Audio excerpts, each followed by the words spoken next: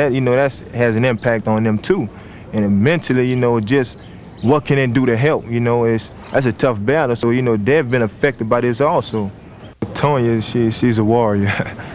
And, she's a strong woman, and she's much stronger than I am. She keeps me strong. And to her, I would tell her, that, hey, we still have a lot to accomplish. We still have far to go. The battle is far from over. The basketball game, was he there? Yes, he was there. He was definitely there. Now, as I understand it, this basketball game was even videotaped? Yes, it was. Wow, I mean, you have to figure, is he, we're looking here, you can see Shareef on this tape? There he is. Yeah. The short version is that the basketball games at the Recreation Center normally ended at 9:30. On that night, there was an extra game, which ended, 10:15, let us say. It started at 9:30.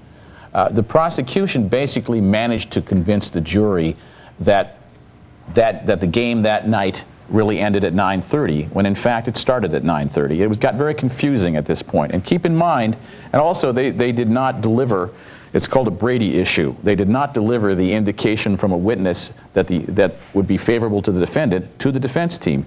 They knew about these two gentlemen and did not bother to tell the defense team about them.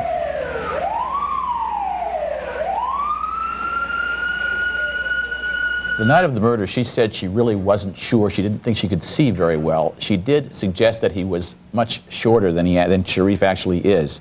It was 3 days later in a taped interview with the police, whose transcript I have seen, in which she said, I'm at a disadvantage here. It was dark. I didn't have my contacts. I didn't have my glasses.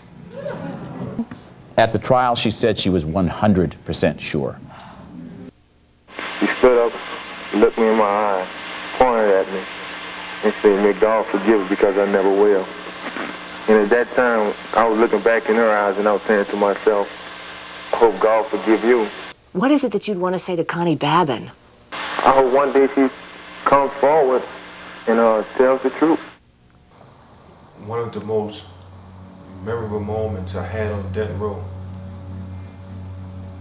was the time when one of the guys was about to get executed. I was only 17 at this time. And me and this guy became friends. We talked about everything throughout the months I was on death row. We talked about our lives before prison. We talked about sports. We talked about things that we wanted to do in our lives if we ever became free. We talked about what we thought life after death would be like. He wasn't just my friend, he was my confidant. And we lost his appeals, and his time became short for him to be executed. Our conversations became fewer. I didn't know what to tell him. Could I tell him, hey man, keep your head up? Because he can't. Could I tell him, hey man, everything is gonna be all right? Because I knew it wasn't. So what I did, I just didn't say anything.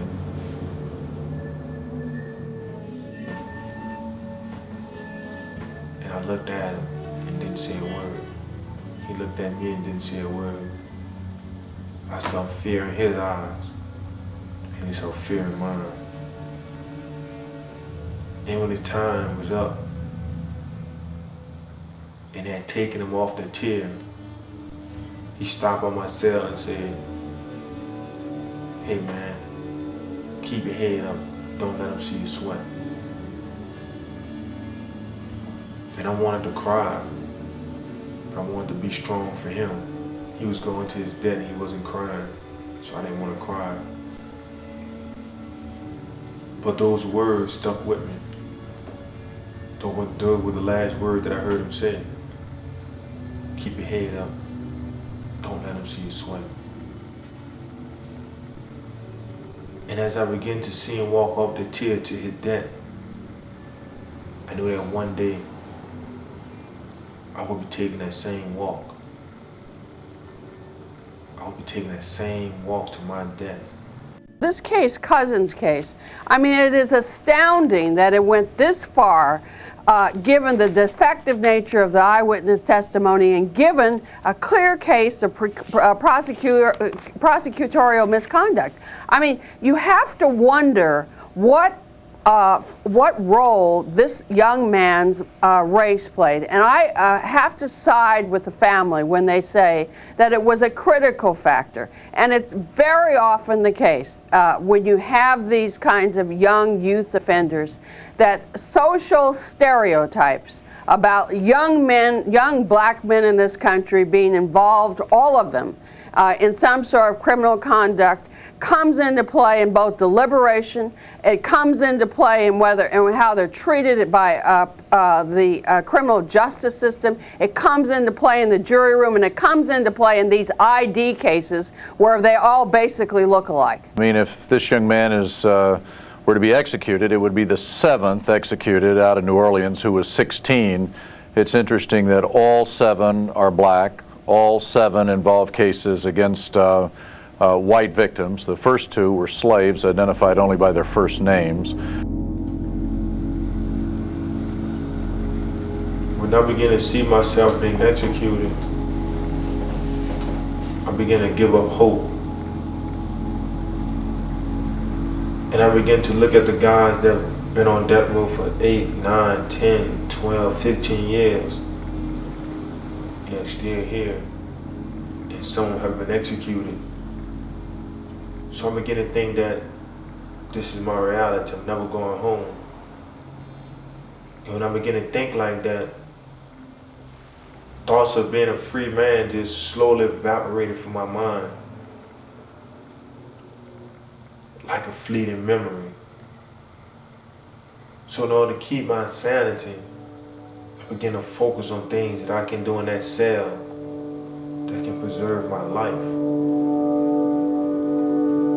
I always thought about death.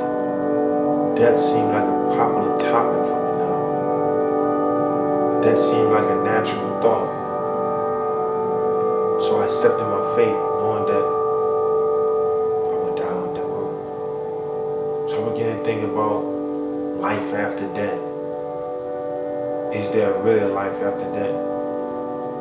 So I began to study religion.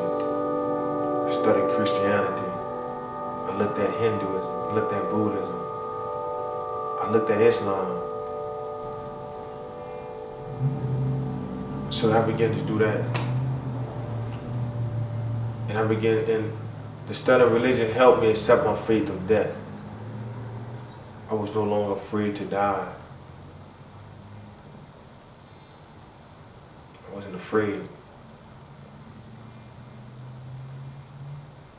And this is ABC 26 News. Sharif Couzan was set to go on trial again Monday for a murder that happened 4 years ago outside a French Quarter restaurant. Sharif Couzan has filed a complaint against the Orleans District Attorney's Office.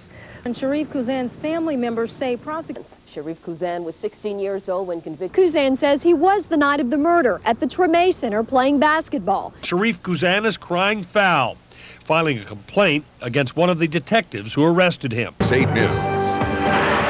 Good evening. The NOPD's Public Integrity Division is investigating whether a homicide detective lied to get an arrest warrant. Sharif Couzan's family complained to police. But first, prosecutors changed their mind about trying to put this man on death row. Good evening, I'm Liz Reyes. I'm Brad Giffen. A major turnaround from the Orleans Parish DA's office in a high-profile case. Sharif Couzan was set to go on trial again Monday for a murder that happened 4 years ago outside a French Quarter restaurant, but the DA has dropped all charges. ABC 26's Glenn Boyd reports now that the decision is being applauded and jeered. Victory, shall be mine. For friends and family members, victory is knowing Sharif Couzan will not be tried for first-degree murder, and his life has been spared again. Nobody seems to be incensed that a child went almost to death for a murder he didn't commit.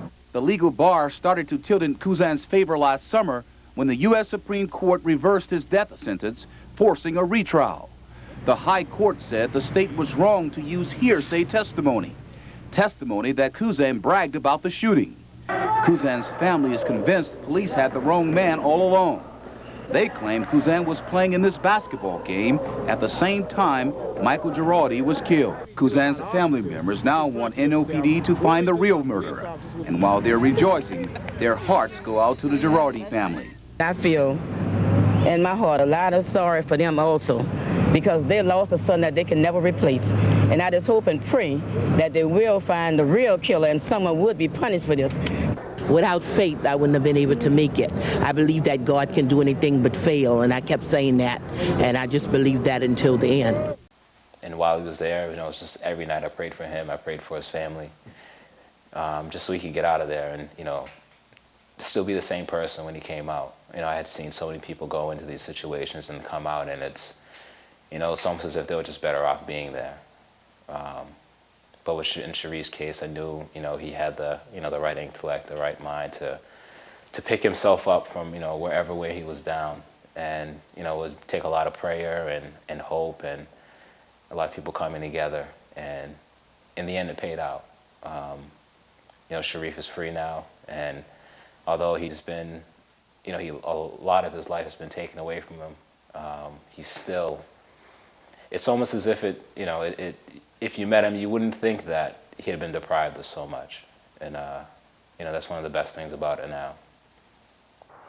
I met Sharif in 1997 when he was just a kid, an adolescent on Louisiana's death row. And now, here it is, almost 10 years later, and Sharif's working as a program assistant and community organizer for a nonprofit law office here in town, the Southern Center for Human Rights, where he does really purposeful, meaningful, righteous work, helping prisoners and their families think about how they're going to adjust to life after the prisoner returns from prison and re-enters his family. It's really passionate work that Sharif feels really strongly about, and obviously he's very good at it since he spent 10 years himself incarcerated.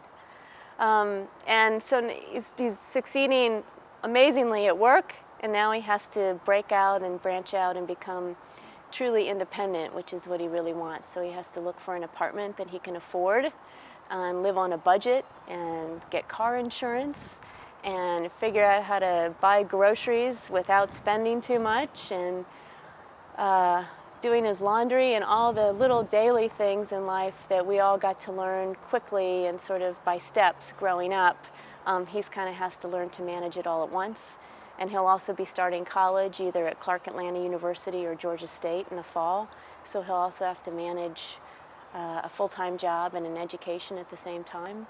And so it won't be long before Sharif leaves my house, where he's been living for the last 6 months with me and my husband and my 2 kids. And I know I'm going to cry and be really sad when he finally goes and is off in his own apartment, because I'm going to miss him. I love having him come home to us every day. It's been very special, especially for my son Zeke, to have him as a special friend. But obviously, I have a lifelong friend in Sharif, and he'll be a good neighbor and a good friend to me here in Atlanta for years to come.